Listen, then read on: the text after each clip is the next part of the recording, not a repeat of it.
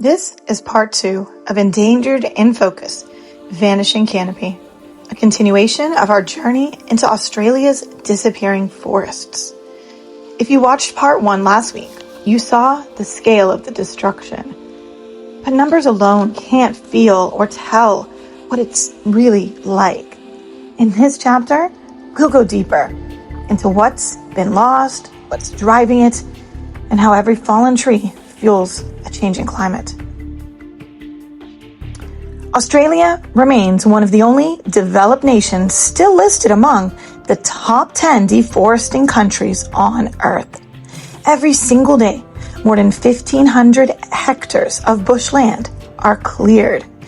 That's over 500,000 hectares a year. Since 2000, more than 7 million hectares of native woodland have been erased. Habitats for koalas, gliders, parrots, cockatoos, and just thousands of lesser-known species. In Queensland alone, scientists estimate over 180 million animals are killed or displaced each year by bulldozers and forest burning. Koalas in New South Wales have declined by more than 50% in just the last 2 decades. And experts warn they could be functionally extinct in the next 25 years if large-scale clearing continues. You see, most of the loss isn't for cities or homes. Most of the forest lost, it's for pasture land and feed crops. Old-growth eucalyptus and acacia forests are leveled to make way for cattle and fodder.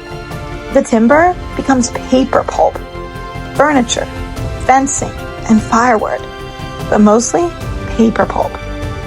While each mature tree capable of storing up to 12 tons of carbon releases its lifetime of captured carbon back into the atmosphere in minutes of being felled.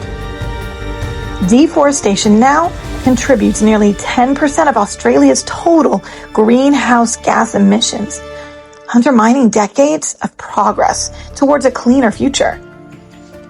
Years of clearing strip the soil of moisture and break the natural barriers that once slowed wildfires. Monoculture plantations of fast-growing trees ignite like matchsticks. All of it just sets the stage for what would have become known as the Black Summer of 2019 to 2020. Fueled by record heat and drought, those fires scorched over 24 million hectares, an area nearly the size of the United Kingdom. More than 3,000 homes lost, 33 people died, and nearly 3 billion animals were killed or displaced in that Black Summer. These forests, already weak by logging, became fuel instead of a refuge. The blazes released over 400 million tons of CO2, more than the nation emits in an entire year, turning Australia's lungs into its own exhaust. Scientists call it a feedback loop. Deforestation feeds fire, and fire feeds climate change. Across the country, people are fighting back. Indigenous rangers patrol and restore ancient country. Conservationists use drones and satellites to track illegal clearing.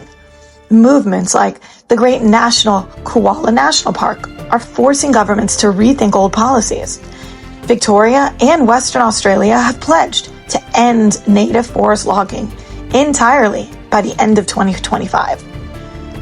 Communities are replanting wildlife corridors, and volunteers are nursing blackened seedlings back to life.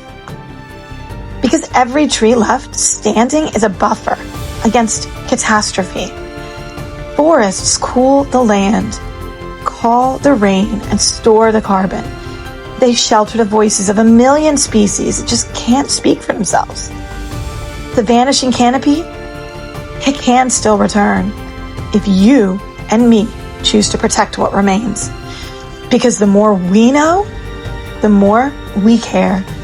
And the more we care, the more we can save.